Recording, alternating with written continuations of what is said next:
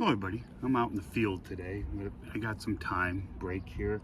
So I was thinking, well, I was giving you the 7 different episodes on identifying this rock. It's got white scratches on it now from the gravel.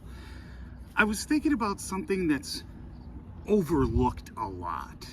Let me put this back in the truck before I lose it and screw it up anymore. So I'm gonna talk about it here. Now, I'm going to talk about these rocks you see here, but I'm not going to talk about their composition or identification. It's carbonate, okay? It's derived from a quarry. It is crushed in a machine. It's road aggregate, as you can see. All right, and it's about 3/4 of an inch. It's that size stone. Different states have different names for all these things, but that's what it is. But that's not what I'm going to talk to you about, although that would put it in USCS in the fine gravel category. Okay, I want to talk about shape, and I think these rocks show it pretty well because they're all angular to subangular. You get some that are obviously were weathered and just kind of made it into the pile, you know, so they have a tiny bit of rounding to them, which would make them subangular. But the vast majority, ooh, this one has pyrite on it, take that one, are angular, right? What that means is there's virtually no rounded surface. Everything is jagged, okay? It's very, you can't really cut yourself on it. It's a rock, but you know, it has sharp edges. Okay, this is pretty much what angular clasts look like, and they're generally not as small as silt, but they can be from sand sized to boulder sized. Okay, and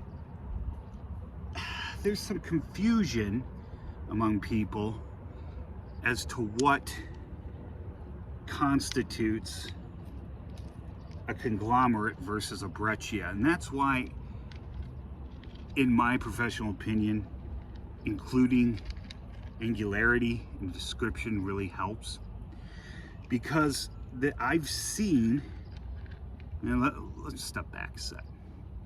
What's a conglomerate? Well, conglomerate is a sedimentary rock made of gravel particles, or larger, or granular. They're smaller than this. So we have any granular sized particles here?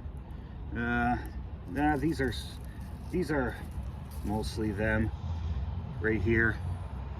And in USCS that would be called coarse sand. You see how angular it is? Now, most conglomerates are somewhat rounded. They'll be, instead of angular subangular, they'll be sub-rounded to well-rounded.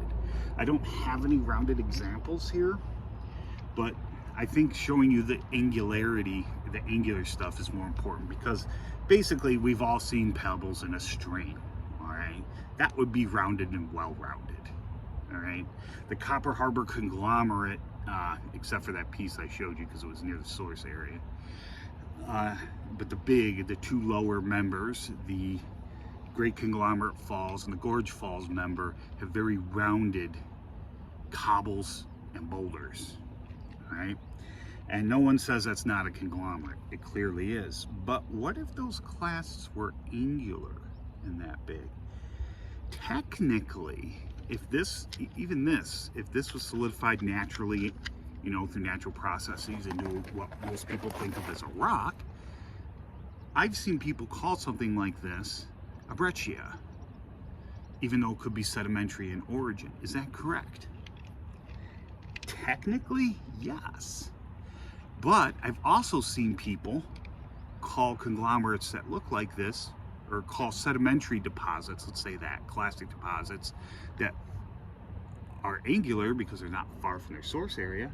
I've seen people call this conglomerate, trying to let you know that it's sedimentary as opposed to hydrothermal or igneous or structural. We have structural breccias in Baraboo, but that's technically not correct. Okay, anything that's angular or subangular dominant is technically a breccia.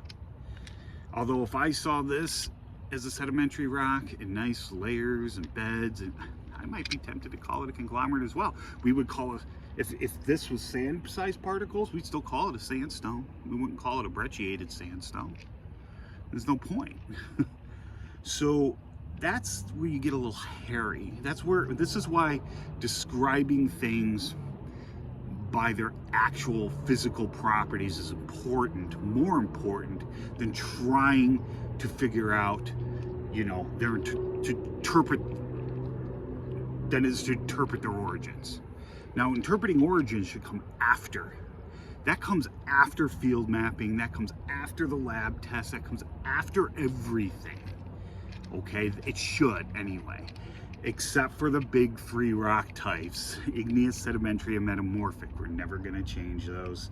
So we just have to deal with them. And that's what causes some people to call a rock like this, you know, if it's of, you know, sedimentary origin, they'll call this a conglomerate when it should be called a breccia. See what I'm saying? So, yeah, that's why it's important to put the angularity in the description, because if I see something that sits there and says a bed or a thickly laminated to medium bedded angular conglomerate or something, just something like that, that's not a very good rock description, but we'll just go with that for illustration purposes. I'm gonna know that it's technically a breccia. All right, that's why it's important to put that. All right, but it's something no one ever does. Like I said, I've seen people write conglomerate, and I've gone to look at the unit, and it's made of angular stuff like this. So I try to avoid using the word. I mean, I use conglomerate obviously, but breccia is a term I really try to avoid because in a lot of people's minds, it has to do with origin. It has to, it's, and this includes geologists, if they see the word breccia, they're gonna assume it's igneous or hydrothermal in origin. They won't even really assume it's structural in origin, although, like I said, Baraboo has structural breccias. That's where people's minds tend to go. So, you know, it needs to not, people need to not do that. I am going to use the term breccia when we go to, when I put the Baraboo video together. I am going to finish putting it together. Sorry, work's been really bad lately. I apologize for that not being out. We're wrapping up the project I'm sitting at, and it's been taking a lot of time. Anyway, breaks we're coming up on. Oh, I got plenty of time. So that's why it's more important to just describe, you know, the angularity. Because if I see something that says, you know, thickly laminated to thinly bedded, angular, coarse sand to fine gravel, I'm gonna know it's more than likely sedimentary in origin, okay? So I don't need to put conglomerate in there or anything like that as a term. So this is just one of those things that people disagree on. I mean, and the rock type, I mean, you have this, I gotta do that, right? So would I put it something like this in conglomerate or breccia? Technically, I should put it in breccia. I should end that rock, but you know, breccia isn't really a rock type. It's not on any QAPF diagrams. It's not a major division or anything like that. It's a textural word. So I could just sit there and say, I would probably say conglomerate. Okay? Because conglomerate is a type of rock. So, see, these things aren't always black and white and cut or dry, you know. But I could describe something like this as brecciated conglomerate. I could just say that, or I could just put angular.